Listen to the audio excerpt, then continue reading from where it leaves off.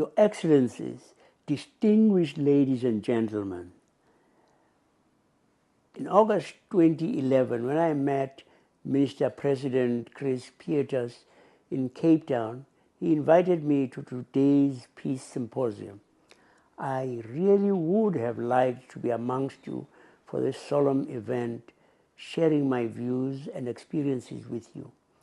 Unfortunately, I was unable to travel to Brussels. Please accept my apologies with these few electronic words in my stead. Upon receiving the Nobel Peace Prize in 1984, in my acceptance speech, I denounced the discriminatory apartheid system, the violence that it epitomized, the lack of justice, peace, and security for black citizens.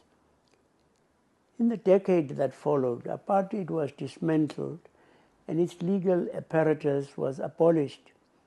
But the vestiges of apartheid still shape South African politics and society, still dwell on the minds of the South African people. Reconciliation, peace building, and societal reconstruction are long-term and vulnerable processes. Any of you coming from or working with countries or regions that have been affected by war, armed conflicts, structural violence, or repressive regimes know that traumas are very hard to overcome. Transformation to a peaceful, just, and democratic society is much easier said than done. Healing, as we all know from when we fell off our bicycles as children, is not an event. It is a process. When there have been differences between us as individuals, communities, and nations, the manner in which we respond to the trauma is critical to achieving reconciliation. Healing requires the willingness and participation of all parties.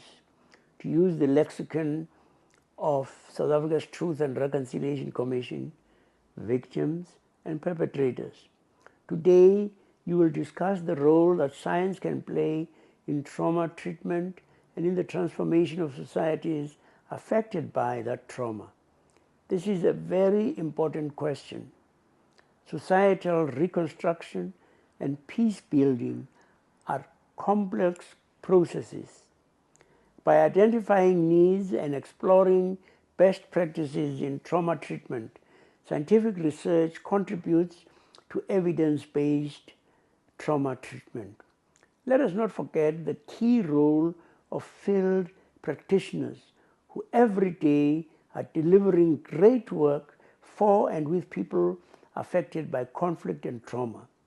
Dear people, I look forward to the Peace Symposium's conclusions and recommendations.